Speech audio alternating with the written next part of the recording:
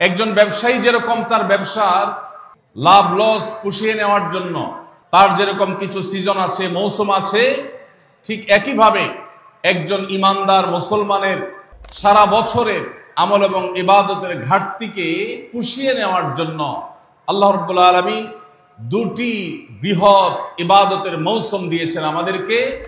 কিভাবে করব, কোনটা করব কোনটা করব না, এই সম্পর্কে যথেষ্ট ধোঁয়াশা আমাদের মধ্যে আছে। আমাদের নানা অপরাধ গুনাহ পাপাচারের কারণে হয়তো জাহান্নামীদের তালিকায় আমাদের নাম চলে গেছে। আমাদের দোরগোড়ায় উপস্থিত হয়ে গেছে বরকত এবং মাগফিরাত, নাজাত, বরকতের মাস রমাদান। এই রমজান মাসের ফজিলত, এর মর্যাদা, এর তাৎপর্য, এর মাহাত্ম্য রমজানের আগে থেকেই আমাদেরকে রপ্ত করতে হবে। রমজান আসার আগে থেকেই যদি আমরা রমজান মাসের গুরুত্ব, এ মাসের তাৎপর্য, এ মাসের করণীয়, এ মাস সংক্রান্ত মাসাইলগুলো জানতে পারি, তাহলে আমাদের রমাদান কোরআন এবং হাদিসের আলোকে আমরা সাজাতে পারবো। আমাদের রমাদান সাধনা সার্থক হবে, আমাদের রমাদান সফলভাবে আমরা পালন করতে পারবো ইনশাআল্লাহ। তারই ধারাবাহিকতায় আজ আপনাদের সামনে আমি যে বিষয়ে কথা বলতে চাই সেটি হলো মাহে রমাদানের করণীয় আমল সমূহ। আল্লাহ রাব্বুল আলামিন ঈমানদারদের প্রতি অনেক বড় অনুগ্রহ করেছেন। বছরের 11 মাস একজন ঈমানদার জান্নাত প্রত্যাশী মানুষ জান্নাতের পথে এগিয়ে যাওয়ার জন্য যে পরিমাণ নেক আমল, যে পরিমাণ ইবাদত, যে পরিমাণ তাকওয়ার চর্চা করার কথা, শয়তানের প্ররোচনার কারণে, আমাদের ঈমানের দুর্বলতার কারণে, নানা কারণে সেটাতে আমরা পিছিয়ে থাকি। বছরের 11 মাস আমল এবং ইবাদতে আমাদের যে ঘাটতি হয়, আমরা যতটুকু পিছিয়ে থাকি, যতটুকু অভাব এবং শূন্যতা সৃষ্টি হয়, সারা বছরের আমল এবং ইবাদতের ঘাটতিকে পুষিয়ে নেওয়ার জন্য আল্লাহ রাব্বুল আলামিন দুটি বৃহৎ ইবাদতের মৌসুম দিয়েছেন আমাদেরকে। তার সবচেয়ে বড় মৌসুম আমাদের দোরগোড়ায় উপস্থিত, সেটি হলো রমজান মাস। আরেকটি ইবাদতের মৌসুম আছে বছরের, দ্বিতীয় বৃহত্তর ইবাদতের মৌসুম, যে সম্পর্কে আমাদের সমাজে খুব একটা জানাশোনাও নাই, সেটা হলো জিলহজের প্রথম 10 দিন ইবাদতের আরেকটি মৌসুম। একজন ব্যবসায়ী যেরকম তার ব্যবসার লাভ লস পুষিয়ে নেওয়ার জন্য, অন্য সময়ের ঘাটতি পুষিয়ে নেওয়ার জন্য তাকে যেরকম কিছু সিজনকে কাজে লাগাতে হয়, তার যেরকম কিছু সিজন আছে, মৌসুম আছে, ঠিক একইভাবে একজন ইমানদার মুসলমানের ইবাদতের ঘাটতি পোষাবার মৌসুমের নাম হলো রমজান মাস। ভাইয়েরা আমার, এই রমজান মাস পাওয়ার পরও যদি কেউ 11 মাসের ইবাদতের ঘাটতি পুষিয়ে নিতে না পারে, এই রমজান মাস পাওয়ার পরও যদি কেউ আল্লাহর কাছ থেকে নিজের মাগফিরাত আদায় করে নিতে না পারে, আমাদের নানা অপরাধ গুনাহ পাপাচারের কারণে হয়তো জাহান্নামীদের তালিকায় আমাদের নাম চলে গেছে। সেই নাম কাটাবার সবচেয়ে সুবর্ণ সুযোগ আমাদের দোরগোড়ায় উপস্থিত রমজান মাস। এই রমজান মাস পাওয়ার পরও যদি কোনো মুসলমান আল্লাহর কাছ থেকে তার নাম জাহান্নামীদের তালিকা থেকে কাটিয়ে জান্নাতীদের তালিকায় অন্তর্ভুক্ত করতে না পারে, তাহলে এর চাইতে হতভাগা, এর চাইতে দুর্ভাগা, এর চাইতে কপাল পড়া মুসলমান আর কেউ হতে পারে না। প্রিয় ভাইরা আমার, জীবনে আল্লাহ তাআলা আমাদেরকে অনেক রমজান মাস দিয়েছেন। আল্লাহ নবী সাল্লাল্লাহু আলাইহি সাল্লাম খোদ তার জীবনে তিনি রমজান পেয়েছেন সাকুল্যে 8টা। দ্বিতীয় হিজরিতে আল্লাহ রাব্বুল আলামিন রমজানের রোজা ফরজ করেছেন। 10ম হিজরিতে আল্লাহ তাআলা তাকে দুনিয়া থেকে নিয়ে গেছেন। তাহলে সাকুল্যে সর্বোচ্চ 8টা রমজান পেয়েছেন আমাদের নবীজি সাল্লাল্লাহু আলাইহি সাল্লাম। কয়টা রমজান পেয়েছেন? 8টা। আজ গাবতলীর এই মাহফিলে আমরা যারা উপস্থিত আছি, আমাদের এখানে এমন বহু মানুষ আছেন যে তার জীবনে 40, 50, 60টা পর্যন্ত রমজান মাস পেয়েছেন। ঠিক না বেঠিক? সাহাবীদের অনেকে তাদের জীবনে মাত্র একবার রমজান পেয়েছেন। হয়তো ইসলাম গ্রহণ করেছেন রমজানের আগে, রমজান মাসটা পেয়েছেন, এরপরে হয় মৃত্যু হয়ে গেছে, আর না হয় জিহাদের ময়দানে শহীদ হয়ে গেছেন। একটা রমজান জীবনে পেয়েছেন। বহু সাহাবী আছেন 2টা, 4টা রমজান পেয়েছেন। অনেক সাহাবী আছেন জীবনে একটা রমজানও পান নাই, ইসলাম গ্রহণ করেছেন, এরপরে আল্লাহর রাহে জিহাদে শামিল হয়েছেন, রমজান আসার আগে দুনিয়া থেকে চলে গেছে। তাহলে আমরা যারা জন্মসূত্রে মুসলমান, তাদের যার যত বছর বয়স তিনি ততগুলো রমজান পেয়েছি। সাহাবীরা যেখানে মাত্র জীবনে 2, 4, 6টা, 8টা, 10টা রমজান পেয়ে তারা জান্নাত প্রাপ্তির দৌড়ে এগিয়ে গেছেন, আমরা জন্মসূত্রে মুসলমান হয়েও জীবনে 40-50টি রমজান পাওয়ার পরও আমরা অনেকেই জান্নাত প্রাপ্তির দৌড়ে এগিয়ে যেতে পারি নাই। এর চেয়ে বড় দুর্ভাগ্যের বিষয় আর কিছু হতে পারে না। ভাইরা আমার, এই জন্য আসন্ন রমাদান আর কয়েকদিনের মধ্যে যে রমজান শুরু হতে যাচ্ছে, আসুন এইবারের রমজান সম্পর্কে একটা সংকল্প করি, শপথ করি। এই রমজান জীবনের অন্য 10টি রমজানের মতো কাটাবো না। এই রমজানকে আমি ব্যতিক্রম, সম্পূর্ণ ভিন্নতর, সম্পূর্ণ আমল এবং ইবাদত এবং তাকওয়া চর্চার মধ্য দিয়ে আল্লাহর মাগফিরাত, নাজাত নিজের করে নেওয়ার মধ্য দিয়ে আমার এই রমজানকে আমি সার্থক করার চেষ্টা করব ইনশাআল্লাহ। ভাইরা আমার, রমজানের আমল ইবাদত কিভাবে করব, কোনটা করব কোনটা করব না, এই সম্পর্কে যথেষ্ট ধোঁয়াশা আমাদের মধ্যে আছে। আমাদের এই দেশে মুসলমানদের কাছে রমজান মাস মানে 4টি কাজ। রমজান মাস মানে কয়টা কাজ? 4টা কাজ। রমজান মানে হলো রোজা রাখা, তারাবির নামাজ পড়া, আর সাহরি খাওয়া, ইফতার খাওয়া, ব্যাস।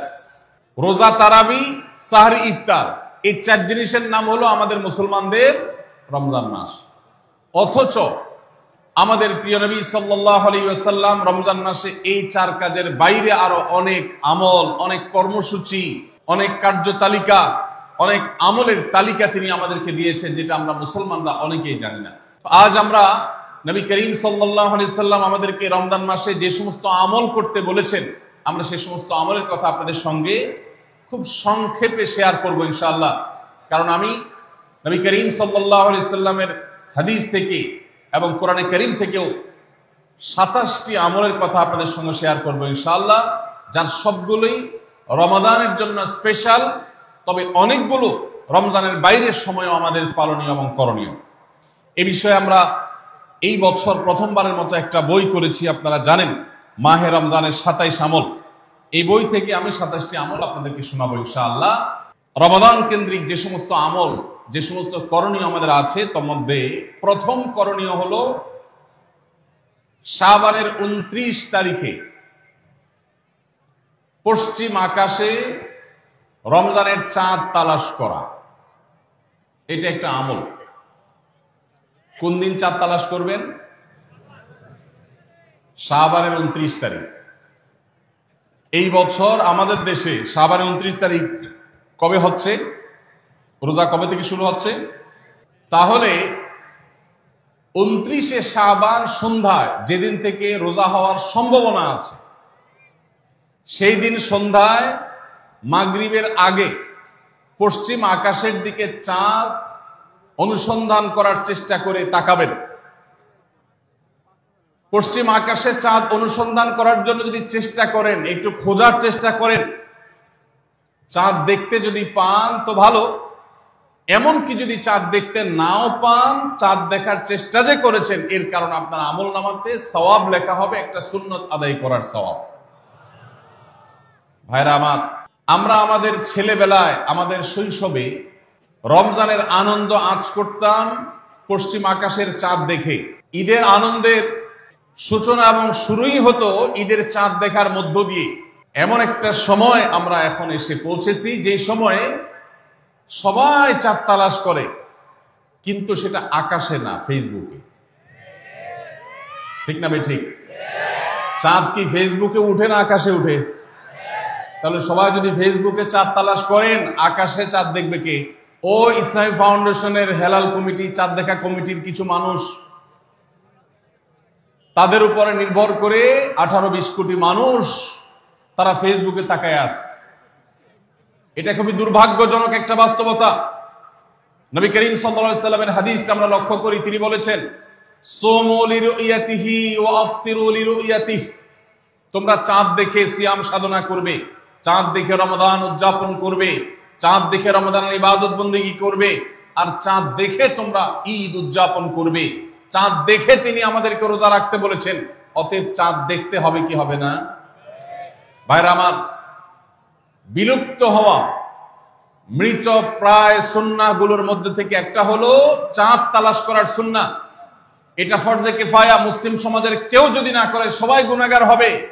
এটা খুবই রিস্কি একটা বিষয়, দুর্ভাগ্যজনক একটা বিষয় যে 20 কোটি মানুষের রমজান মাত্র মুষ্টিমেয় কয়েকজন মানুষের দেখার উপর নির্ভর করবে। ভাইরা আমার, আমরা পশ্চিম আকাশে চাঁদ দেখার চেষ্টা করব ইনশাআল্লাহ।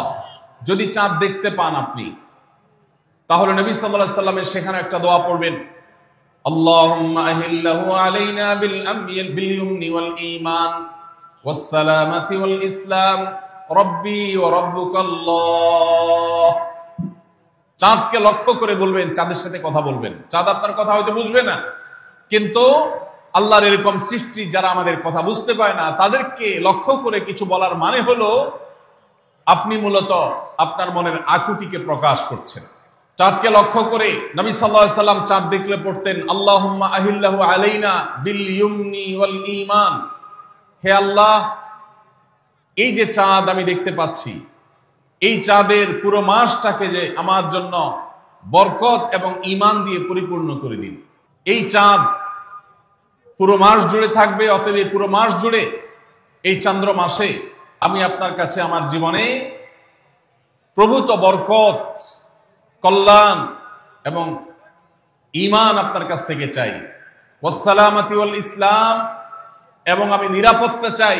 এই চাঁদ, এই চন্দ্র মাস আমার জন্য যেন নিরাপদ হয় এবং ইসলামের সাথে যেন এই মাস আমি অতিবাহিত করতে পারি, ঈমানের সাথে যেন অটল অবিচল থাকতে পারি। রব্বি ওয়া রাব্বুকাল্লাহ, হে চাঁদ, তোমার সৃষ্টিকর্তা পালনকর্তা আর আমারও পালনকর্তা এক আল্লাহ। ভাইরা আমার, চাঁদ দেখার চেষ্টা করা যাবে তো ইনশাআল্লাহ? সোশ্যাল মিডিয়াতে আপনি চাঁদের খবর খোঁজেন, দোষ নাই, কিন্তু আমরা সবাই যদি সোশ্যাল মিডিয়াতে চলে যাই, পশ্চিম আকাশে চাঁদটা দেখবে কে? দুর্ভাগ্য। মসজিদ মাদ্রাসার ছাত্ররা, ওলামা একরাম, তারাও চাঁদ তালাশ করতে দেখা যায় খুবই কম, খুবই নগণ্য। আল্লাহ তাআলা আমাদের সবাইকে মৃত প্রায় সুন্নাহকে জিন্দা করার তৌফিক দান করুন।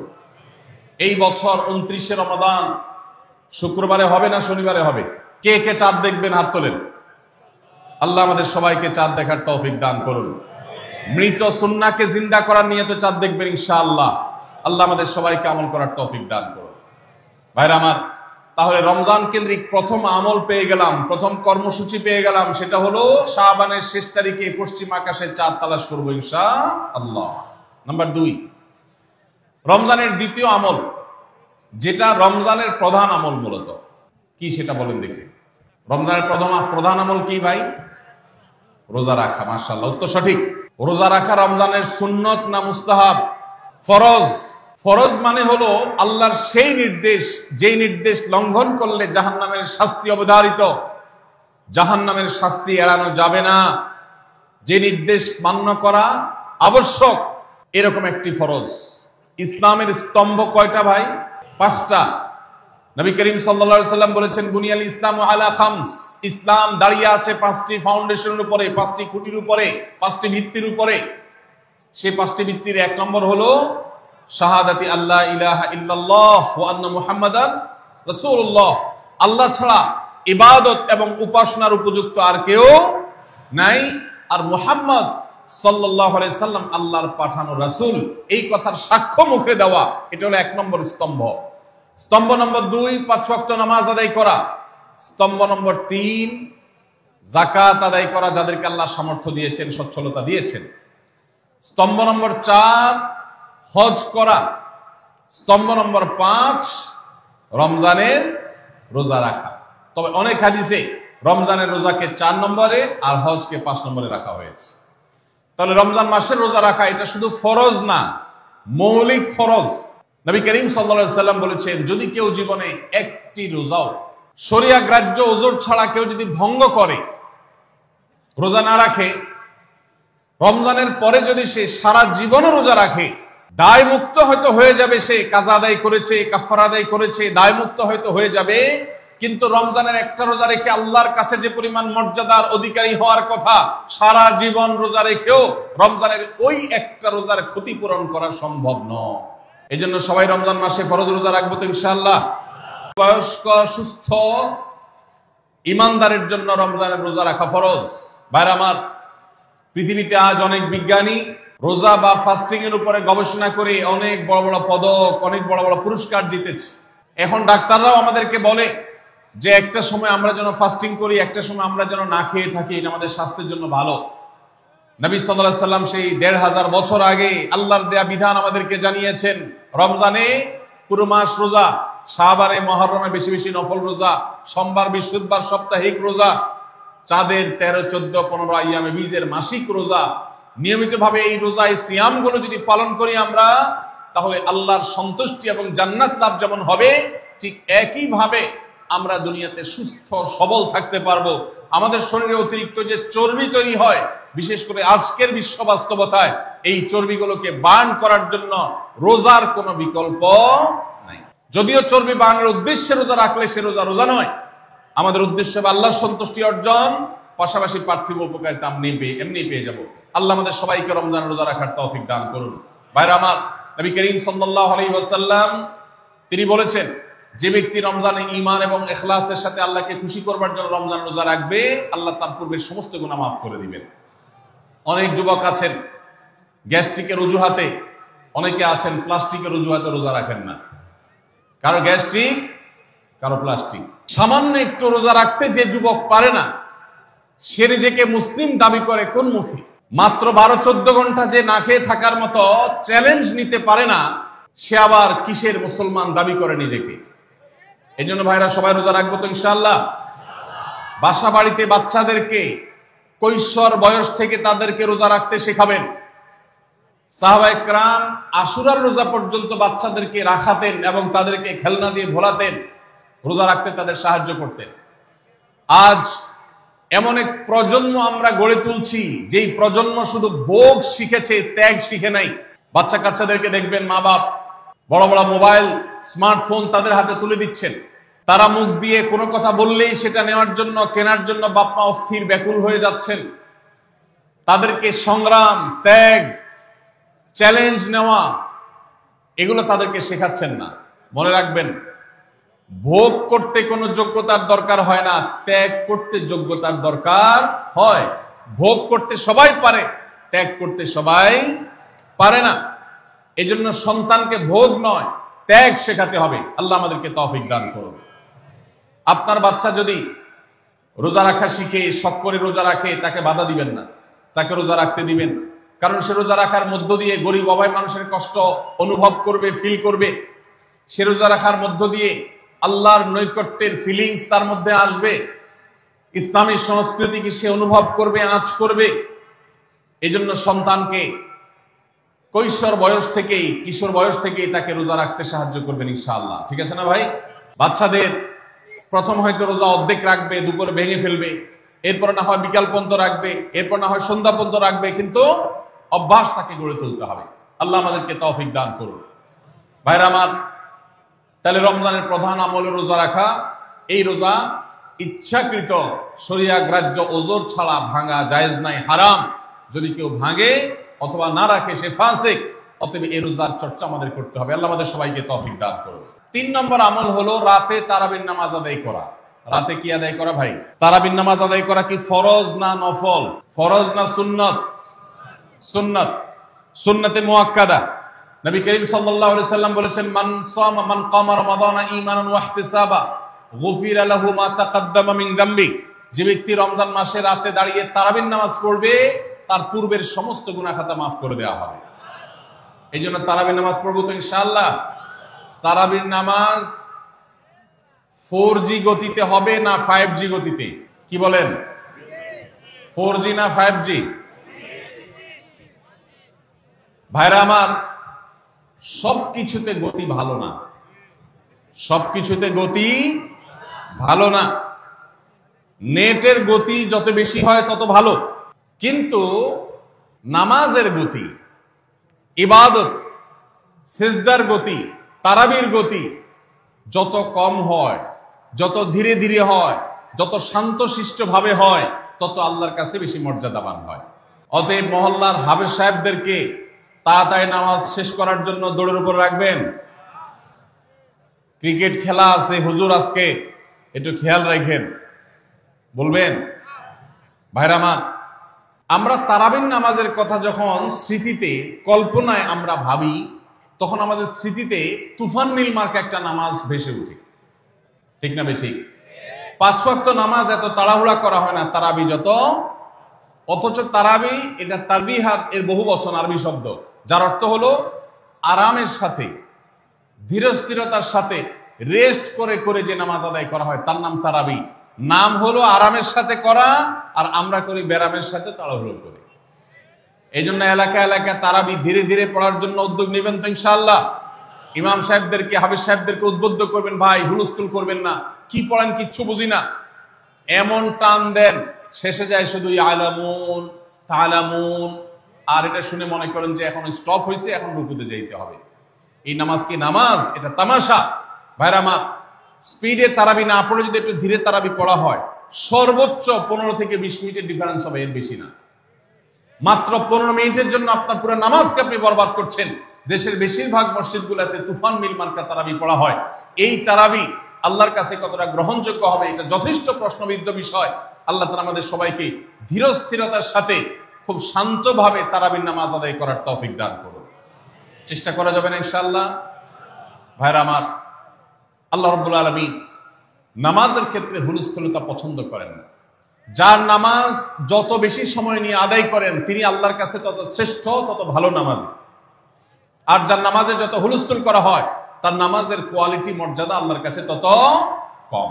অতএব আমরা রমজানের তৃতীয় আমল জানলাম তারাবির নামাজ, এবং সেটা ধীরস্থিরতার সাথে আদায় করবো। আল্লাহ আমাদের তৌফিক দান করুন। নাম্বার 4, সাহারি খাওয়া। সাহারি খাওয়া এটা রমজানের একটা আমল।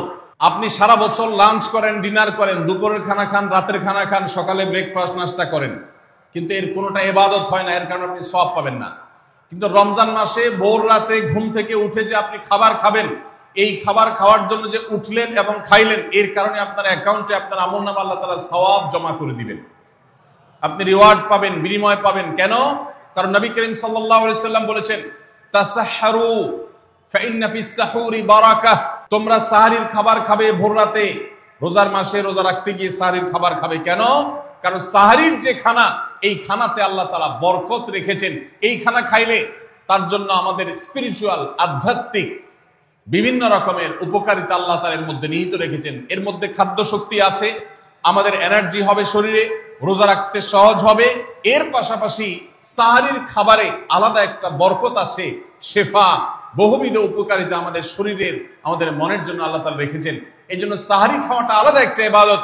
যদি আপনার সন্ধ্যা রাত্রে বেশি খাওয়া হয়ে যায়, সাহরিতে খানা খাওয়ার মতো মুড না থাকে, অন্তত এক ঢোক পানি, একটা খেজুর, সামান্য কিছু খেয়ে হলেও আপনি সাহরি খাবেন এবং তাতে আপনি সওয়াব পাবেন। কোনো কারণে যদি সাহরি খেতে না পারেন, রাতে উঠতে পারেন নাই, অ্যালার্ম বাজছে কিন্তু শুনেন নাই, উঠে দেখেন ফজরের আজান হয়ে গেছে, তাহলে ওই দিনের রোজা কি হবে নাকি হবে না? হবে। মাশাআল্লাহ, বগুড়ার মানুষ মাসালা জানে, দেখা যায় রোজা হয়ে যাবে ইনশাআল্লাহ। কারণ এই সাহরি খাওয়াটা ফরজও না, ওয়াজিবও না, এটা সুন্নাত। সুন্নাত ছুটে গেলে ইবাদত হয় না, ব্যাপারটা সেরকম না। 5 নম্বর আমল হলো, সাহরি তো খাবো ঠিক আছে, কিন্তু সেটা শেষ সময়ে খাওয়া, দেরিতে খাওয়া। সাহরি কি আগে খাবেন না শেষের দিকে খাবেন? শেষের দিকে। কেন? কারণ নবী করিম সাল্লাল্লাহু আলাইহি সাল্লাম বলেছেন, লা ইয়াজালুন নাসু বিখাইরিন মা আজ্জাল ফুতুর ওয়া আখারুস সাহুর। এই উম্মত, মুসলিম জাতি ততদিন পর্যন্ত কল্যাণের উপর প্রতিষ্ঠিত থাকবে, তারা কল্যাণকে স্পর্শ করতে পারবে যতদিন পর্যন্ত তারা সাহারি তাড়াতাড়ি খাবে, না দেরিতে খাবে? দেরিতে খাবে। আর ইফতার তাড়াতাড়ি করবে। তাহলে সাহারি দেরিতে খাওয়া হলো সুন্নাত। আমাদের দেশে গ্রামে অনেক মুরব্বীরা এখনো আছেন, রাত 12টা, 1টা, 2টা বাজে সাহারি খেয়ে শুয়ে থাকেন। তারা চিন্তা করেন পরে খাইতে গেলে আবার বর্ডার ক্রস হয়ে যায় কিনা, সীমা লঙ্ঘন হয়ে যায় কিনা, রিস্ক নেওয়ার দরকার কি, এই জন্য 12টার সময় খেয়ে রাখি। এটার কারণে সাহারি খাওয়ার সওয়াব পাবেন ঠিকই, কিন্তু দেরিতে সাহারি খাওয়ার যে সুন্নত, সেই সুন্নত আদায় হবে না। এই জন্য দেরিতে খাবেন। দেরিতে খাওয়ার মানে আবার এরকম দেরি না যে আপনি আর মুয়াজ্জিন সাহেব দুজন কম্পিটিশন করছেন, আপনার হাতে খাবারের প্লেট আর মুয়াজ্জিনের হাতে মাইক, আপনি আগে শেষ করেন আর মুয়াজ্জিন আগে আজান দিবে, কম্পিটিশন চলছে। এত দেরি করে একেবারে লাস্ট মিনিট পর্যন্ত খাওয়া সুন্নত নয়। কথা কি বুঝাতে পারছি? কয়েক মিনিটের গ্যাপ রেখে তারপরে খাবার শেষ করবেন, কারণ নবী করিম সাল্লাল্লাহু আলাইহি ওয়াসাল্লাম সাহরি খেয়ে শেষ করে ফজর নামাজ শুরু করতেন, এর মধ্যে 50টা আয়াত পড়ার মতো গ্যাপ রাখতেন, অর্থাৎ প্রায় 10 মিনিটের মতো একটা গ্যাপ থাকতো। এই জন্য আমরা একটা গ্যাপ রেখে তারপর সাহরি শেষ করব। অর্থাৎ ফজরের আজান যদি হয় উদাহরণস্বরূপ 5:25 বা 30, তাহলে আমরা 2-4 মিনিট আগে সাহরি খেয়ে শেষ করবো ইনশাআল্লাহ। তাহলে সাহরি দেরি করে খাওয়া, শেষের দিকে খাওয়াটা সুন্নত। আল্লাহ আমাদেরকে আমল করার তৌফিক দান করুন। রমজান মাসে সাহরির নামে একটা নতুন নাটক শুরু হয়েছে এই দেশে, সেটার নাম হলো সাহরি পার্টি। আপনারা শুনেছেন, বিশেষ করে শহরের ছেলেফেলেরা, ইউ পোলাপান, তারা আজকাল ভোর রাতে বন্ধু বান্ধব সহ রেস্টুরেন্টে গিয়া সাহরি পার্টির আড্ডা বাইর করছে। শয়তানি এবং ফাইজলামির আর কোনো জায়গা নাই, সাহরির জন্য পার্টি বাইর করছে, তাও আবার ছেলে মেয়ে একসাথে মিলেমিশে। ভাইরা আমার, সাহরি খাওয়া ইবাদত, এবং সাহরির এই সময়টা দোয়া কবুলের সময়, তাহাজ্জুদের সময়। আল্লাহ তাআলা দুনিয়ার আকাশ থেকে ডেকে ডেকে বান্দাকে ক্ষমা করেন। এই সময়টাতে আড্ডাবাজি করা, এটা হতভাগা ছাড়া আর কারোর কোনো কাজ হতে পারে না। এরপরে 6 নম্বর আমল হলো ইফতার করা। রোজা রেখেছেন কিন্তু ইফতার করেন নাই, রোজা হয়ে যাবে কিন্তু সুন্নাত আদায় হবে না, এই জন্য ইফতার করা একটা সুন্নাত। আল্লাহ তাআলা আরহামুর রাহিমিন, এমন একটা মাস রমজান মাস, সারা বছর কিন্তু আমরা নাস্তা করি, সারা বছর যেটা নাস্তা করি রমজানে সে নাস্তাই করি। পার্থক্য হলো সারা বছর নাস্তা করি সকালে, রমজান নাস্তা করি সন্ধ্যায়। মানুষ দীর্ঘ সময় না খেয়ে থাকার পরে যে খাবার খায় সেটাকেই ব্রেকফাস্ট বলে, সেটাকেই নাস্তা বলে। আরবিতে যে ইফতার বলা হয়, এই ইফতার শব্দের অর্থ কিন্তু নাস্তা। ইফতার শব্দের অর্থ কি? নাস্তা। সারা বছর নাস্তা খেলে কোনো সওয়াব হবে, কিন্তু রমজান মাসে আপনি যদি সারাদিন উপবাস থাকার পর সন্ধ্যায় ব্রেকফাস্ট করেন, অর্থাৎ ইফতার করেন, তাহলে আল্লাহ তাআলা আপনাকে সুন্নাত পালন করার সওয়াব দিবেন। এই জন্য ভাই, ইফতার করা একটা সুন্নাত। 7 নম্বর, ইফতার আবার তাড়াতাড়ি করা আরেকটা সুন্নাত। এটা 7 নম্বর আমল, ইফতারটা একটু তাড়াতাড়ি করা। তাড়াতাড়ি করা মানে কি? সূর্য ডুবার 2-4 মিনিট আগে। কি বলেন? তাহলে তাড়াতাড়ি কেমনে হলো? তাড়াতাড়ি মানে হলো সূর্য ডুবার সাথে সাথে করা, বিলম্ব বা দেরি না করা। নবী করিম সাল্লাল্লাহু আলাইহি ওয়াসাল্লামের ওই হাদিস আবারও আমরা স্মরণ করি। তিনি বলেছেন, লা ইয়াজালুন নাসু বিখাইরিন মা আজ্জালুল ফুতুর ওয়া আখারুস সুহুর। এই মানুষ, এই উম্মত ততদিন কল্যাণের উপরে প্রতিষ্ঠিত থাকবে যতদিন তারা ইফতার তাড়াতাড়ি করবে আর সাহরি দেরিতে করবে। ইফতার তাড়াতাড়ি করা এর মানে হলো সূর্য ডুবছে আর দেরি করবেন না। শিয়ারা এবং ইহুদিরা, তাদের মধ্যে রোজা আছে, ফাস্টিং আছে, তারা সেই রোজায় ইফতার করে হলো চতুর্দিক অন্ধকার হয়ে যাওয়ার পর, সূর্য ডুবার পর পর ইফতার করে না। তো এই জন্য নবী সাল্লাল্লাহু আলাইহি সাল্লামের আদর্শ হলো তার বিপরীত, অর্থাৎ সূর্য ডুবার পর পর ইফতার করে ফেলা, অতিরিক্ত বিলম্ব না করা। আল্লাহ আমাদেরকে আমলের তৌফিক দান করুন। 8 নম্বর আমল হলো ইফতারের দোয়া পড়া। ইফতারের দোয়া জানা আছে ভাই? কি দোয়া? আমরা একটা দোয়া কমন জানি বাংলাদেশের মানুষ, সেটা হলো আল্লাহুম্মা লাকা সুমতু আলা রিজকিকা আফতারতু। এটাও হাদিসে বর্ণিত হয়েছে, কিন্তু হাদিসের সনদ নিয়ে অনেকে কোনটা নিয়ে আলাপ তুলেছেন, প্রশ্ন তুলেছেন। আল্লাহুম্মা লাকা সুমতু মানে হলো, হে আল্লাহ, আপনার উদ্দেশ্যে রোজা রেখেছি, ওয়া আলা রিজকিকা আফতারতু, এবং আপনার দেওয়া রিজিক দিয়ে ইফতার করেছি। আর ইফতারের আরেকটা দোয়া হলো যাহাবাজ জামা ওয়াবতাল্লাতিল উরুক ওয়া সাবাতাল আজরু ইনশাআল্লাহ। এটা একটা দোয়া। যদি এগুলো দোয়ামূলক নয়, আমরা দোয়া বলছি, এটা মূলত আল্লাহর কাছ থেকে একটা প্রত্যাশা। এর অর্থ হলো যাহাবাজ জামা, আমার পিপাসা দূর হয়ে গেছে, ওয়াবতাল্লাতিল উরুক, আমার শিরা উপশিরাগুলো সব সিক্ত হয়ে গেছে, ওয়া সাবাতাল আজরু ইনশাআল্লাহ, এবং আল্লাহ চাহেন তো এই রোজার বিনিময় আমার সাব্যস্ত হয়ে গেছে আল্লাহর কাছে, এটা স্থির হয়ে গেছে। এটা হলো ইফতারের দোয়া। ইফতারের দোয়াটা কি ইফতারের আগে করব না পরে করব? ইফতারের দোয়াটা যারা ইফতারের আগে করার পক্ষে তারা হাত তোলেন, অল্প সংখ্যক মানুষ। আর বাকিরা সবাই কি পরের পক্ষে না মাঝখানের পক্ষেও আছেন লোক? সব পরের। মাশাআল্লাহ, সব সূক্ষ্ম সূক্ষ্ম মাসআলা দেখি গাবতলী মানুষ জানে, মাশাআল্লাহ, অনেক অগ্রসর দেখা যায়। আল্লাহ আমাদের সবাইকে দ্বীনের জন্য কবুল এবং মঞ্জুর করুন। মাশাআল্লাহ। ভাইরা আমার, ইফতারের দোয়াটা ইফতারের পরে করতে হয়, যেটা বেশিরভাগ মানুষ জানে না, কিন্তু আমি অবাক হলাম যে এখানে বেশিরভাগ মানুষ আপনারা জানেন। মাশাআল্লাহ, নলেজেবল মানুষ বোঝা গেছে। ইফতারের দোয়ার অর্থের দিকে তাকালেই তো বোঝা যায় এটা আগে না পরে। দোয়ার অর্থের মধ্যে তাকালে আমরা দেখতে পাচ্ছি যে আল্লাহ শিরা উপশিরা সিক্ত হয়ে গেছে, পিপাসা দূর হয়ে গেছে, এগুলো তো ইফতারের পরেই হয়। অবশ্য আমি অর্থ আগে বলে দিছি, সেটা দেখে হয়তো আপনারা অনেকে বুঝে ফেলছেন, মাশাআল্লাহ। তো যাই হোক, ইফতারের শুরুতে বিসমিল্লাহ বলে ইফতার করব, আর শেষে এই দোয়া পড়বো। আল্লাহ আমাদেরকে আমলের তৌফিক দান করুন। 9 নম্বর হলো সাহরি এবং ইফতারে খেজুর খাওয়া। খেজুর দিয়ে সাহরি ইফতার করা। ইফতারে আপনি অন্য যা খান না খান, খেজুর দিয়ে খাবেন। নবী সাল্লাল্লাহু আলাইহি সাল্লাম আদা পাকা আদা খেজুর দিয়ে ইফতার করতেন, যেটাকে রোতাব বলা হয়। আর যদি সেটা না পাওয়া যেত, সাধারণ যে কোনো খেজুর, সেটাও না পাওয়া গেলে একটু পানি খেয়ে তারপর তিনি ইফতার করতেন। আমরা ইফতারে খেজুর খেতে হয় সুন্নাহ, এটা আমরা জানি, কিন্তু যেটা জানি না সেটা হলো সাহরিতে খেজুর খাওয়া। ভোর রাতে সাহরিতে খেজুর খাওয়া সুন্নত, এটা আগে কে কে জানতেন? হাত তোলেন। আগে জানতেন, মাশাআল্লাহ, হাত নামান। গত বছর রমজানে সাহরিতে ভাত তরকারি যাই খাইছেন না খাইছেন, একটা হলো খেজুর খাইছেন, কারা কারা হাত তোলেন? মাশাআল্লাহ, এদিকে সব আমল করা মানুষ, মাশাআল্লাহ। তাহলে তার ওয়াজ টোয়াজের কোনো দরকার নেই। এত নলেজেবল মানুষ, এত আমলদার মানুষ যদি এলাকায় থাকে, তাহলে ওয়াজের দরকারটা কি? আল্লাহ আমাদের সবাইকে আমলের তৌফিক দান করুন। ভাইরা আমার, ইফতারে খেজুর খাওয়া যেমন সুন্নাত, সাহরিতেও খেজুর খাওয়া সুন্নাত, কিন্তু খেজুর খাওয়া কোনো ফরজ ওয়াজিব না। খেজুরের দাম বেশি হয়ে গেছে, আপনি কিন্তু অপারক।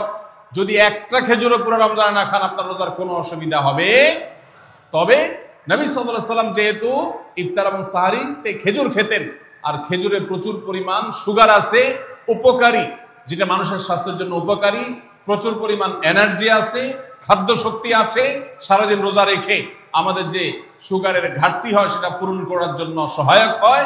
এই জন্য সাহরি এবং ইফতারে খেজুর খাওয়া এমনিতেও উপকারী। আর নবী সাল্লাল্লাহু আলাইহি সাল্লামের সুন্নাত, তিনি বলেছেন, নি'মা সাহুরুল মুমিনি আত-তামার, ইমানদারের সাহরির আইটেমের মধ্যে সবচেয়ে বেস্ট উত্তম হলো খেজুর। এজন্য অন্য যাই খান না খান, একটু হলো, এক পিস হলো খেজুর খাবেন। ইনশাআল্লাহ সুন্নাত আদায় করার নিয়তে খেলে এই সুন্নাতটা আদায় হয়ে যাবে, আল্লাহ তাআলা তা চাহেন তো। তাহলে 9 নম্বর আমল পেলাম হলো সাহরি এবং ইফতারিতে খেজুর খাওয়া। 10 নম্বর আমল হলো সকল প্রকার পাপাচার বর্জন করা, গুনাহের কাজ থেকে বিরত থাকা। এইটা হলো রমজান মাসের দ্বিতীয় সর্বোচ্চ গুরুত্বপূর্ণ আমল। সিরিয়ালে আমরা 10 নম্বরে বলেছি, কিন্তু 27টা রমজানের স্পেশাল আমলের মধ্যে সবচেয়ে গুরুত্বপূর্ণ আমল হলো রোজা রাখা, আর দ্বিতীয় সর্বোচ্চ গুরুত্বপূর্ণ আমল হলো সব ধরনের পাপাচার বর্জন করা, গুনাহের কাজ ত্যাগ করা। যদি কেউ রমজানে রোজা রাখে, আবার চোখ দিয়ে হারাম জিনিস মোবাইলে দেখে, স্ক্রিনে দেখে, পত্রিকার পাতায় দেখে, অফলাইনে দেখে, পরনারীর দিকে তাকায় থাকে, সে যদি কান দিয়া হারাম জিনিস শুনে, গান বাদ্য, এই সমস্ত কিছু সে যদি উপভোগ করে, তাহলে তার এই রোজা আর উপোস থাকার মধ্যে কোনো পার্থক্য। মনে রাখবেন, রোজা শুধু পেটের হয় না, রোজা চোখের হয়, রোজা কানের হয়, রোজা হাতের হয়, রোজা মুখের হয়, রোজা শরীরের প্রত্যেকটা অঙ্গ প্রত্যঙ্গের হয়। একজন মানুষ যখন তার পুরো শরীরের রোজা করে, সে যখন সকল অঙ্গ প্রত্যঙ্গ দিয়ে আল্লাহর আনুগত্য করে, আল্লাহর নাফরমানি থেকে বেরিয়ে আসে, তখন সে সত্যিকারের রোজাদার হয়। আর যে শুধুমাত্র দিনের বেলায় পানাহার বর্জন করে, যৌনাচার বর্জন করে, আর সমস্ত পাপাচার অপকর্ম সে যথারীতি অন্য সময়ের মতো রমজান মাসেও করে, এই রোজাদার পেটের রোজা রেখেছে, কিন্তু তার শরীরের অন্য অন্য অঙ্গ প্রত্যঙ্গগুলো আল্লাহর কথা শুনে নাই, সো সেগুলো কিন্তু রোজা রাখে নাই। এই রোজা আল্লাহর কাছে মাকবুল এবং গ্রহণযোগ্য রোজা হতে পারে না। অতএব আমরা রমজান মাসে সব ধরনের গুনাহের কাজ বর্জন করবো তো ইনশাআল্লাহ। প্রিয় ভাইরা আমার, রোজা কিন্তু আমাদের সাথে কথা বলে। রোজার ভাষা আমরা অনেকে জানি না, কি বলে সেটা অনেকে বুঝি না, কিন্তু রোজা আমাদের সাথে কথা বলে। কি কথা? সিয়াম শব্দের অর্থ, আমরা যেটাকে রোজা বলছি সেটা কোরআনের ভাষায় বলা হয় সিয়াম, হাদিসে বলা হয়েছে সেটাকে সওম বা সিয়াম। এই সওম বা সিয়াম একই শব্দ, এর অর্থ হলো বিরত থাকা। এর অর্থ হলো কি ভাই? বিরত থাকা, ব্রেক দিতে জানা। আল্লাহ রাব্বুল আলামিন রোজার মতো ইবাদত দিয়েছেন আমাদেরকে জীবনে ব্রেক দেওয়ার অভ্যাস গড়ে তোলার জন্য। আমরা যেন ব্রেক দিতে শিখি, আমরা যেন থামতে শিখি, আমরা যেন নিজেদেরকে নিয়ন্ত্রণ করতে শিখি। ইসলামের যে বৈশিষ্ট্য, ইসলামের যে বিউটি, ইসলামের যে সৌন্দর্য, সেটা হলো ইসলাম পৃথিবীর মানুষকে আত্মনিয়ন্ত্রণ করবার কথা বলে। আজ ভোগবাদী পৃথিবীর যেদিকে তাকাবেন, চতুর্দিকে দেখতে পাবেন শুধু ভোগের হাতছানি। দুনিয়াটা মস্ত বড়, খাও দাও আর ফুর্তি করো। শুধুমাত্র ফুর্তি ফুর্তি এবং ফুর্তি, ভোগ এবং ভোগ এবং ভোগ। গোটা পৃথিবী আপনাকে ভোগের কথা বলবে, ত্যাগের কথা বলবে না। ইসলাম আপনাকে ত্যাগের কথা বলে। আপনি ঈদ উদযাপন করবেন, ঈদ উল ফিতর, সেখানে পর্যন্ত ইসলাম বলে আগে গরিবের বাসায় ফিতরা পৌঁছাবে, তারপর তুমি ঈদগাহে যাবে, ঈদের আনন্দ করবে। আপনি কোরবানির ঈদে পশু জবাই করে গোশত খাবেন, উৎসব করবেন। ইসলাম বলে ভালো কথা, তুমি উৎসব করবে, তোমাকে উৎসব করতেই দেওয়া হয়েছে, কিন্তু আগে গরিবের বাসায়ও গোশত পাঠাবে ঈদের, সেটা নিশ্চিত করবে, তার পাশাপাশি তুমি ঈদ উদযাপন করবে। আমরা যে রমজানের রোজা রাখি, এই রোজা আমাদেরকে বিরত থাকার কথা বলে। সেই বিরত থাকাটা কি? সেটা হলো আমরা যখন রোজা রাখি আমাদের পিপাসা হয়, আমাদের ক্ষুধা লাগে, পিপাসা হয়, আবার হাতের সামনে হয়তো পানিও আছে, আমার ক্ষুধা লাগে, হাতের সামনে হয়তো খাবারও আছে, কেউ দেখছেও না, সিসি ক্যামেরাও নেই, বদ্ধ রুমে কক্ষের মধ্যে, কিন্তু আমি রোজাদার। কোন রোজাদার রোজার মধ্যে খায়, পান করে? কেন? কারণ সে জানে আল্লাহ নিষেধ করেছে। আমরা যখন ইফতার সামনে নিয়ে বসে থাকি সন্ধ্যাবেলা, ভাইরা আমার, সারা বছর নাস্তা তো আল্লাহ তাআলা কম হোক বেশি হোক সবাইকে করার তৌফিক দেন, আমরা সবাই তো কম বেশি নাস্তা করি সারা বছর। আপনি যদি বুফে গিয়ে 100 আইটেমের নাস্তা দিয়েও আপনি খাবার গ্রহণ করেন, সকালের ব্রেকফাস্ট আপনি খান, ইফতারের সময় মাত্র 2-4টা আইটেম নিয়ে বসে থেকে আজানের জন্য, সূর্য ডুবার জন্য যে অপেক্ষা করেন, ওই অপেক্ষার সময় যে অবর্ণনীয় স্বাদ আর তৃপ্তি পাওয়া যায়, পৃথিবীর সমস্ত খাদ্য গ্রহণের মধ্যেও এই তৃপ্তি বা স্বাদ নাই।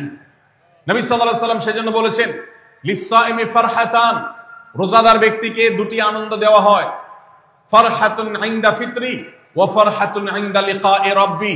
একটা আনন্দ হলো ইফতারের সময়, অবর্ণনীয়, ভাষায় প্রকাশ করবার অযোগ্য, কি ভালো লাগা কাজ করে।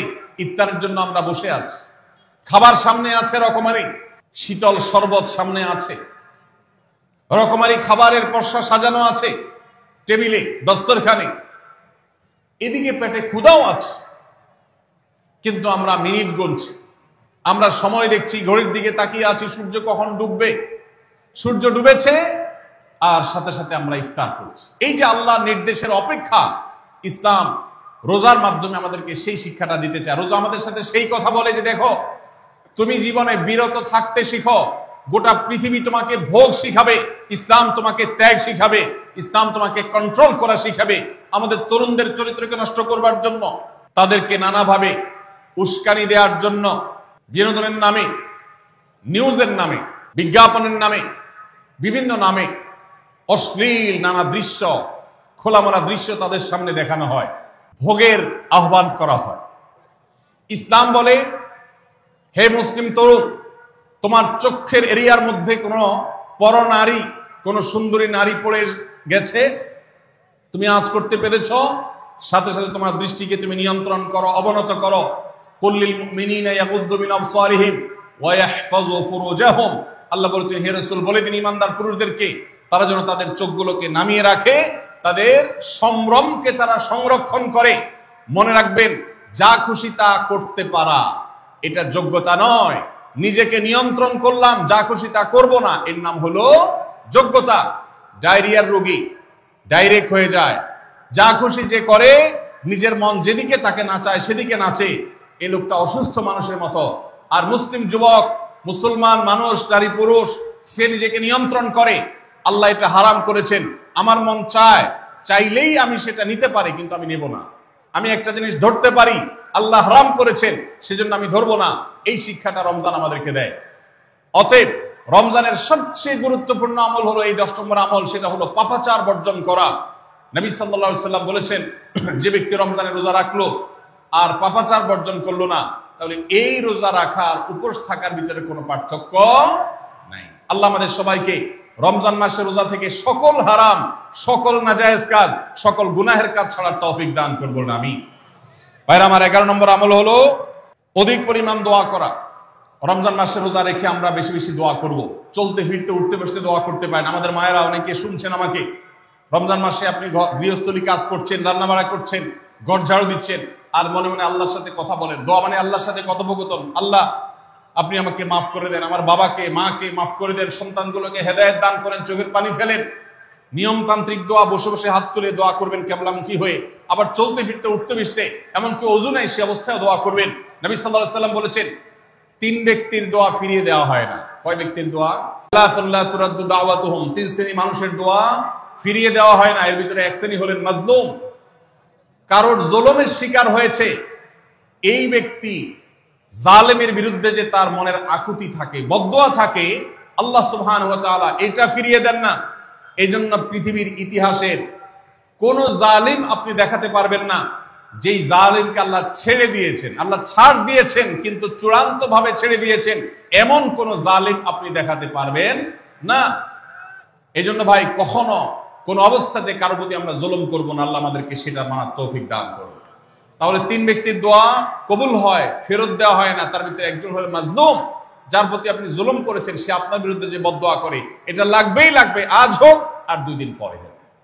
নাম্বার 2, মুসাফির, যে ব্যক্তি সফরে আছে, সফররত অবস্থায় সে যদি দোয়া করে, সে দোয়া আল্লাহ তাআলা কবুল করেন। 3 নম্বর হলো রোজাদার ব্যক্তি, as-সাইম হাত্তা ইফতির, রোজাদার ব্যক্তি সারাদিন ভর রোজা করলে ইফতার রাগ পর্যন্ত, সারাদিন দোয়া করলে ইফতার রাগ পর্যন্ত তার দোয়া কবুল হয়। এই জন্য রোজা রেখে আমরা বেশি বেশি আল্লাহর কাছে দোয়া করবো ইনশাআল্লাহ। চলতে ফিরতে উঠতে বসতে মনে মনে আল্লাহর সাথে কথা বললেন, চাওয়া দাওয়াকে পেশ করলেন, বাস এইটাই হলো দোয়া। এটা হলো আমাদের রমজান মাসের 11 নম্বর আমল, বেশি বেশি দোয়া করা। 12 নম্বর আমল হলো মিথ্যা এবং কাজ পরিহার করা। রমজানের সকল পাপাচার তো পরিহার করবই, বিশেষভাবে মিথ্যা কথা, মিথ্যা কাজ পরিহার করা। কারণ নবীজি সাল্লাল্লাহু আলাইহি ওয়াসাল্লাম এর জন্য আলাদা নির্দেশ করেছেন। তিনি বলেছেন, মাল্লাম ইয়াদা কাওলা যুরি ওয়াল আমালা বি ফালাইসা লিল্লাহি হাজা আন ইয়াদা তাআমাহু ওয়া শারাবা। যে ব্যক্তি রমজানের রোজা রেখে মিথ্যা কথা, মিথ্যা কাজ ছাড়লো না, তার উপোস থাকায় আল্লাহর কোনো ঠেকা পড়ে নাই। 13 নম্বর আমল হলো অশ্লীলতা এবং বিবাদ, বিতণ্ডা, ঝগড়া, এগুলো পরিহার করা। কারণ নবী করিম সাল্লাল্লাহু আলাইহি ওয়াসাল্লাম তিনি আমাদেরকে রমজান মাসে রোজা রেখে অশ্লীলতা পরিহার করতে বলেছেন। মোবাইলে হারাম জিনিস দেখলেন, টেলিভিশনে হারাম জিনিস দেখলেন, বা কোনো পত্র পত্রিকাতে খারাপ জিনিস, নিষিদ্ধ জিনিস দেখলেন, পরনারীর সৌন্দর্য দেখে আপনি হারাম স্বাদ নেয়ার চেষ্টা করলেন, তাহলে আপনার রোজার অঙ্গহানি হলো, রোজা প্রাণহানি হলো। এই রোজা নয়। এই জন্য এটাকে রমজান মাসে পরিহার করতে হবে, অন্য সময় তো বটেই। এবং সেই সাথে কেউ যদি আপনার সাথে ঝগড়া করতে আসে, নবীজি শিখাই দিয়েছেন, ফালিয়াকুল ইন্নী সায়েম, কেউ রোজা রাখা অবস্থায় ঝগড়া করতে আসলে বলবেন, ভাই আমি রোজাদার, আমি তোমার ঝগড়ার জবাব দিতে পারবো না। তাহলে ঝগড়া পরিহার করার জন্য রমজান মাসে আমরা এক্সারসাইজ করবো। 14 নম্বর, যে কোনো ভালো কাজ, যে কোনো নেকামল রমজান মাসে বেশি বেশি করবেন। কেন? কারণ রমজানের শুরুতে একজন ঘোষক বলে, ইয়া বাগিয়াল খায়রি আকবিল, হে ভালো কাজ প্রত্যাশী, যে ভালো কাজ করতে চাও, রমজান মাসটাই হলো ভালো কাজের সওয়াব বেশি পাওয়ার। অতএব এই মাসে ভালো কাজ করে, নেকামল করে, ইবাদত করে, কোরআন তেলাওয়াত, জিকির, আজকার যত রকম আছে এগুলো করে জান্নাতের পথে অগ্রসর হয়ে যাও। 15 নম্বর আমল হলো বেশি বেশি ইস্তেগফার করা। বেশি বেশি কি করা? ইস্তেগফার করা, অর্থাৎ ক্ষমা প্রার্থনা করা। কেন ক্ষমা প্রার্থনা বেশি করবেন? কারণ নবী করিম সাল্লাল্লাহু আলাইহি সাল্লাম বলেছেন, ওয়ালিল্লাহি উতাকাউ মিনান নার ওয়া যালিকা ফি কুল্লি লাইলা, রমজানের প্রত্যেক রাতে আল্লাহ তাআলা বহু মানুষকে জাহান্নাম থেকে মুক্ত ঘোষণা করেন। ভাইরা আমার, আমাদের পাপাচারের কারণে জাহান্নামীদের তালিকা নাম উঠে থাকলেও রমজানে আল্লাহ বহু মানুষকে ঠিক দেন যে এই লোককে জান্নাতি ঘোষণা করা হলো, জাহান্নাম থেকে মুক্ত ঘোষণা করা হলো। এই জন্য এই মাসে আল্লাহর কাছে বেশি বেশি মাফ চাইতে হয়, ইস্তেগফার করতে হয়, চোখের পানি ফেলে দোয়া করতে হয় যে আল্লাহ আপনি মাগফিরাত নসিব করেন। এটা হলো 15 নম্বর আমল। 16 নম্বর আমল হলো রোজাদারকে ইফতার করানো। নিজে ইফতার করবেন, পাশাপাশি রোজাদার ব্যক্তিকেও ইফতার করাবেন। নবী সাল্লাল্লাহু আলাইহি সাল্লাম বলেছেন, যদি কোনো ব্যক্তি কোনো রোজাদারকে ইফতার করায়, তাহলে যেই ব্যক্তি তাকে ইফতার করালেন তার রোজার সওয়াব তো সে পাবেই, আপনি ইফতার করায়া সমপরিমাণ সওয়াব লাভ করবেন ইনশাআল্লাহ। অতএব মসজিদে ইফতার দেওয়ার ব্যবস্থা করা যেতে পারে, রাস্তাঘাটে, বিশেষ করে পাবলিক পরিবহনে, এমনকি প্রাইভেট গাড়িতেও সন্ধ্যার সময়, ইফতারের সময় অনেক সময় খাবার থাকে না, তখন আপনি রাস্তা দাঁড়িয়ে যদি সামান্য একটু খেজুর, সামান্য একটু পানি বিতরণ করতে পারেন, তাহলে সওয়াবটা পাওয়া যেতে পারে। আপনার বাসার আশেপাশে অনেক অভাবী মানুষ আছে, তাদের বাসায় আপনি ইফতার পৌঁছে দিতে পারেন, এর মাধ্যমে রোজাদারকে ইফতার করানোর সওয়াব পেতে পারেন। 17 নম্বর আমল হলো বেশি বেশি কোরআন কারীমের তেলাওয়াত করা। কোরআন কারীমের তেলাওয়াত রমজান মাসে বেশি বেশি করব। কেন? কারণ হলো এই মাসটাই হলো কোরআন নাজিলের মাস। আল্লাহ তাআলা রমজান মাসে কোরআন নাজিল করেছেন। আল্লাহ বলেছেন, শাহরু রমাদান আল্লাযী উনজিলা ফীহিল কুরআন হুদাল লিন-নাস ওয়া বায়িনাতিন মিনাল হুদা ওয়াল ফুরকান। রমজান মাস এমন মাস যে মাসে আল্লাহ তাআলা কোরআন নাজিল করেছেন, এইজন্য এই মাসে বেশি বেশি কোরআন তেলাওয়াত করতে হবে। নবী করিম সাল্লাল্লাহু আলাইহি ওয়াসাল্লাম বেশি বেশি রমজান মাসে কোরআন তেলাওয়াত করতেন। আমাদের পূর্বসূরি সালাফগণ কেউ কেউ রমজান মাসে অন্য সব আমল কমিয়ে দিয়ে কোরআন তেলাওয়াতটা সবচেয়ে বেশি করতেন। এই জন্য দিনে এবং রাতে বেশি বেশি করে কোরআন শুদ্ধতার সাথে সৌন্দর্যের সাথে তেলাওয়াত করব, অর্থ সহকারে বুঝে পড়ার চেষ্টাও পাশাপাশি করবো ইনশাআল্লাহ। 18 নম্বর আমল হলো কোরআন পরস্পরকে শোনাশুনি করা, বুঝে পড়া। অর্থাৎ আপনি কোরআন তেলাওয়াত করবেন, আপনার স্ত্রী শুনবে, আপনার মা শুনবে, আপনার বোন শুনবে, আবার তারা তেলাওয়াত করবে, আপনি শুনবেন। আমরা তারাবির নামাজে এক পক্ষীয় তেলাওয়াত শুনি, হাফেজ সাহেব তেলাওয়াত করেন, আমরা শুনি, কিন্তু আমরা তেলাওয়াত করে আরেকজন শুনবে, এটা হয় না।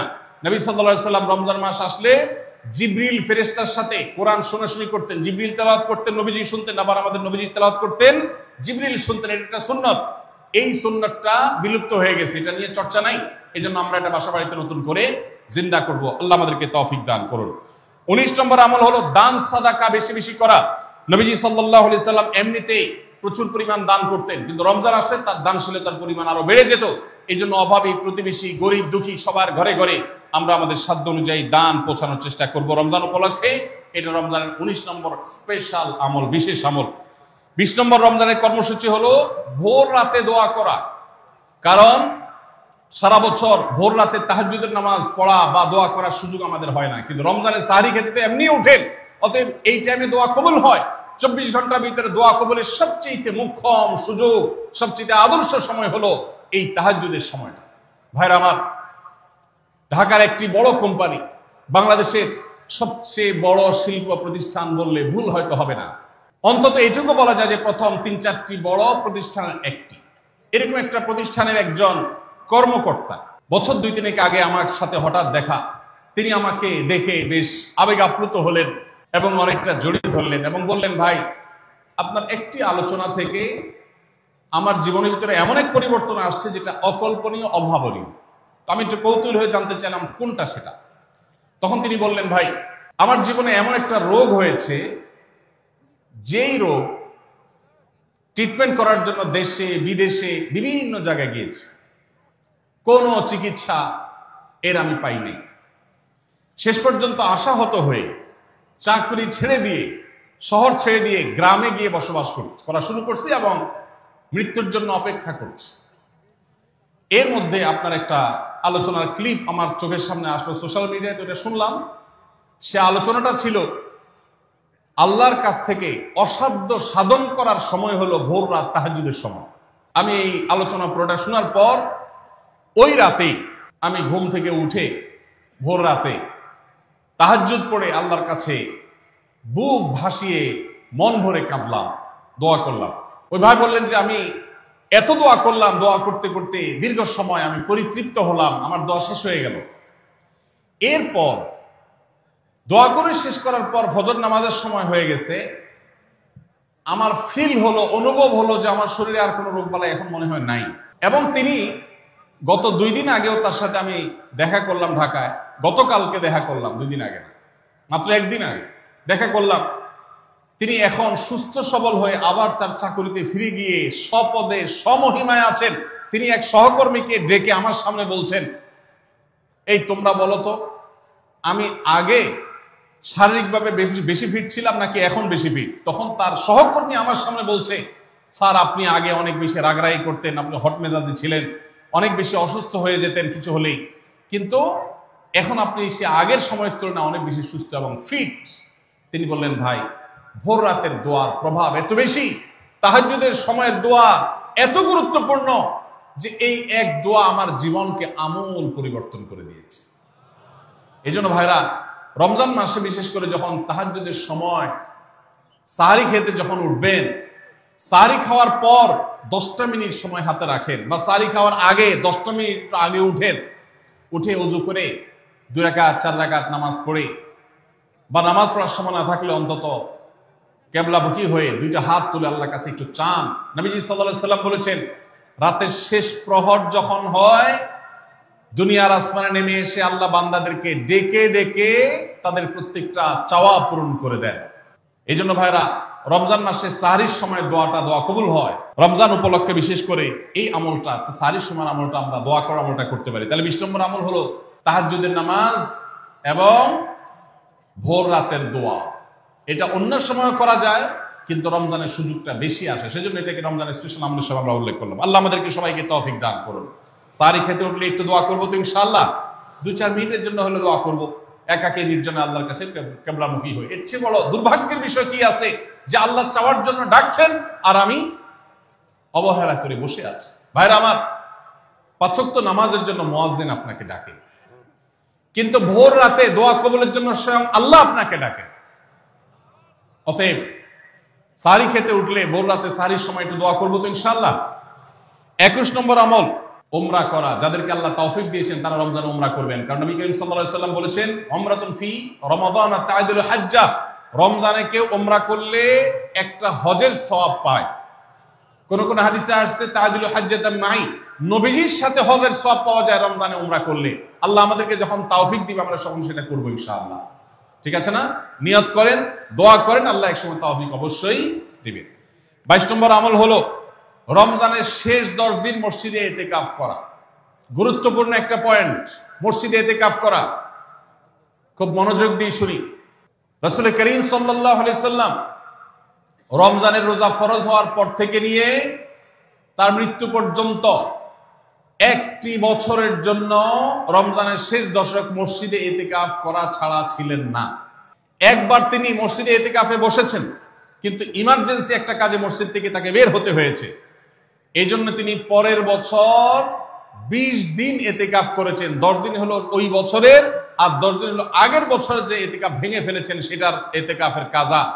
তার মানে হলো নবীজির জীবনে কখনো ইতিকাফ 1 বছর একটা রমজান মাসেও ছাড়েন নাই। এত গুরুত্বপূর্ণ আমল যে রমজানের এই আমলটা তিনি কখনোই ছাড়েন নাই। দুর্ভাগ্য আমাদের, এখানেও হয়তো বেশিরভাগ মুসলমান আমরা জীবনে একবারের জন্য রমজানের শেষ 10 দিন ইতিকাফ করি নাই। যে আমল নবীজি জীবনে কখনো ছাড়েন নাই সেটা আপনি জীবনে একবারও করেন নাই। এর চাইতে বড় হতভাগা উম্মত আর কি হতে পারে? ভাইরা আমার, 3টি আমলের নগদ তৃপ্তি আমি অন্তত অনুভব করি। আমি আমার সে অভিজ্ঞতার আলোকে আপনাদের উদাত্ত আহ্বান করতে চাই, রমজানের শেষ দশকে আপনারা ইতিকাফ করুন। যে 3টি আমলের তৃপ্তি, নগদ স্বাদ, অবর্ণনীয় ভালো লাগা কাজ করে, অন্তর্জগতে প্রশান্তিতে পরিপূর্ণ হয়ে যায়, সেই 3টি ইবাদতের একটি হলো আরাফাতের ময়দানের দোয়া। এটার সাথে কোনো কিছুর কম্পেয়ার হয় না। অবর্ণনীয় এক তৃপ্তি লাগে আরাফাতের ময়দানে দোয়া করতে। দ্বিতীয় হলো সিজদায় গিয়ে চোখের পানি ফেলে আল্লাহর কাছে দোয়া করতে অসম্ভব ভালো লাগা কাজ করে। ভোর রাতে দোয়াতেও একই স্বাদ পাওয়া যায়। আর 3 নম্বর হলো রমজানের শেষ দশকের ইতিকাফ। ইতিকাফ যে একবার করেছে সে জীবনে বারবার করে, তাকে আর ফেরানো যায় না। এজন্য ভাইরা, রমজানের শেষ দশকে আমরা আল্লাহর ঘরে বসে গিয়ে ইতিকাফ করার চেষ্টা করবো তো ইনশাআল্লাহ। অনেক এলাকায় বৃদ্ধ মানুষ, বুড়া মানুষ বসায় দেওয়া হয় টাকা পয়সা দিয়ে। যে টাকা নিয়ে ইতিকাফ করে সেও গুনাহগার, আর যারা টাকা নিয়ে ইতিকাফে বসায় তারাও গুনাহগার, কারণ ইবাদত টাকা পয়সা দিয়ে চলবে না। রমজানের শেষ দশক মসজিদে ইতিকাফ করবো তো ইনশাআল্লাহ। আল্লাহ আমাদেরকে তৌফিক দান করুন। যুবক ভাইরা, একটাবার বসে দেখেন, অসম্ভব ভালো লাগা কাজ করে। মনে হয় যে আল্লাহর মেহমান আমি, এই ফিলটা হয়, কারণ আল্লাহর ঘরে এসে বসে আছেন আপনি। আপনি কারোর কাছে কোনো কিছু চেয়েছেন, চাইতে চাইতে একটা পর্যায়ে তার পাও জড়িয়ে বসে গেলেন, একদম বসে গেলেন, তার ঘরের সামনে বসে পড়লেন। ইতিকাফটা অনেকটা এরকম। রমজানের প্রথম 20 দিন আল্লাহর কাছে হাত দিয়ে দোয়া করলাম, আর শেষ 10 দিন একদম মসজিদে গাঁটটি মুস্কা নিয়ে পড়ে গেলাম। ব্যাপারটা হলো কারো পায়ে ধরে পড়ে যাওয়ার মতো। আশা করা যায় ইতিকাফকারীকে আল্লাহ তাআলা ক্ষমা না করে মসজিদ থেকে ফেরাবেন না। এজন্য ইতিকাফ করার চেষ্টা করবো তো ইনশাআল্লাহ। আমরা ব্যস্ততার অজুহাত দেই। ভাইরা আমার, যে কোনো মুহূর্তে দুনিয়া থেকে চলে যেতে হতে পারে। এই জন্য এই রমজানে প্ল্যান করেন, যত ব্যস্ত হন না কেন। আমি তো আমার সমস্ত ব্যস্ততাকে এক পাশে ঠেলে রেখে, আল্লাহ আমাকে যখন থেকে তৌফিক দিয়েছেন রমজানের শেষ দশক ইতিকাফ ছাড়া বাইরে থাকবো এটা চিন্তাও করি না।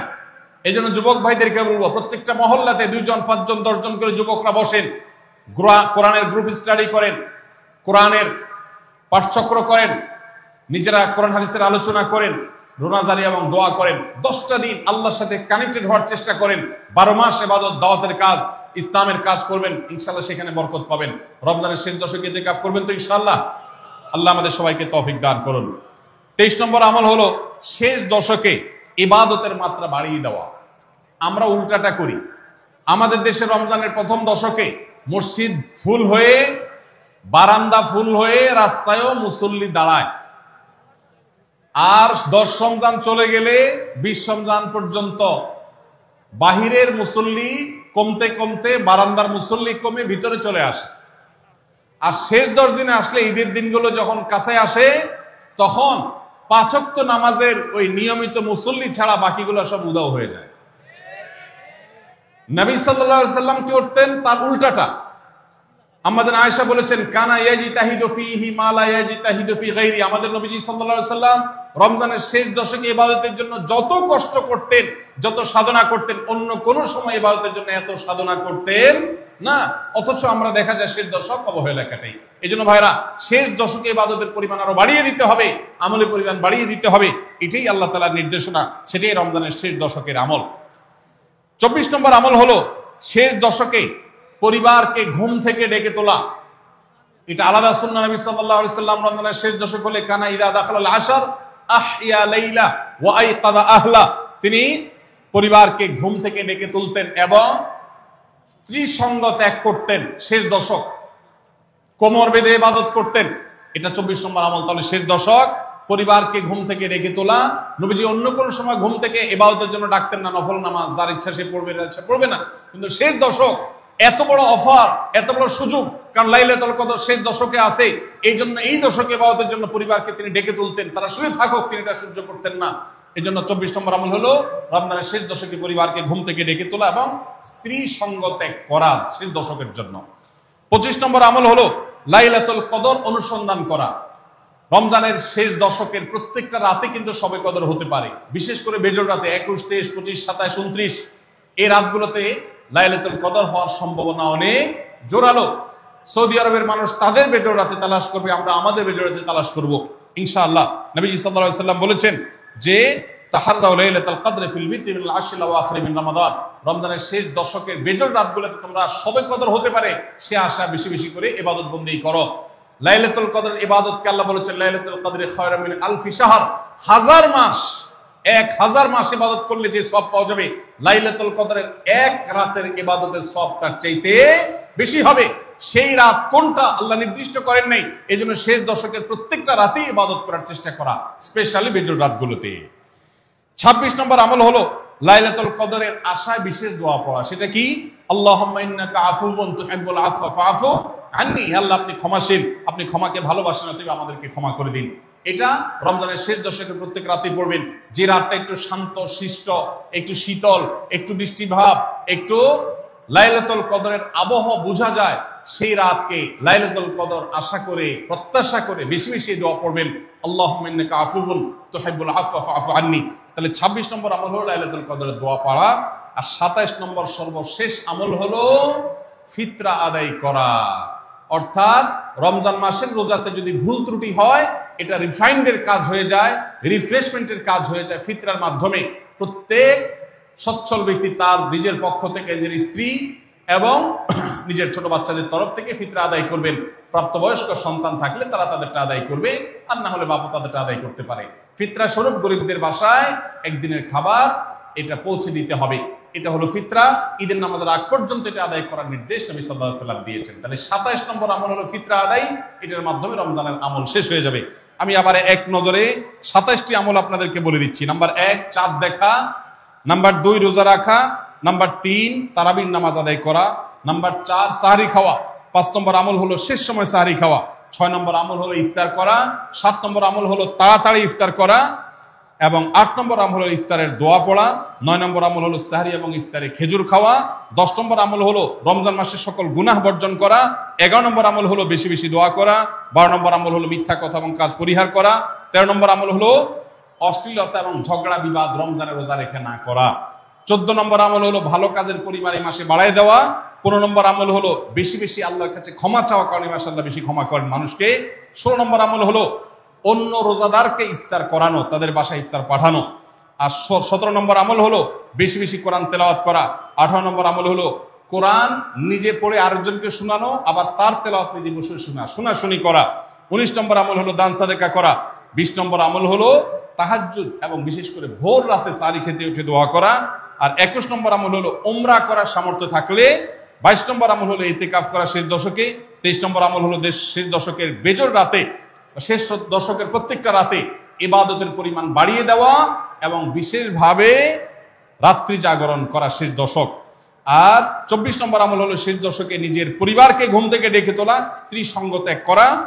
25 নম্বর আমল হলো লাইলাতুল কদর অনুসন্ধান করা। 26 নম্বর আমল হলো লাইলাতুল কদর বিশেষ দোয়া পাঠ করা। আর 27 নম্বর আমল হলো ফিতরা দেওয়া। আল্লাহ আমাদের সবাইকে এই 27টা আমল দিয়ে আমাদের রমজান মাসকে সাজাবার তৌফিক দান করুন। আস-সুন্নাহ ফাউন্ডেশন, উম্মার স্বার্থে সুন্নাহর সাথে।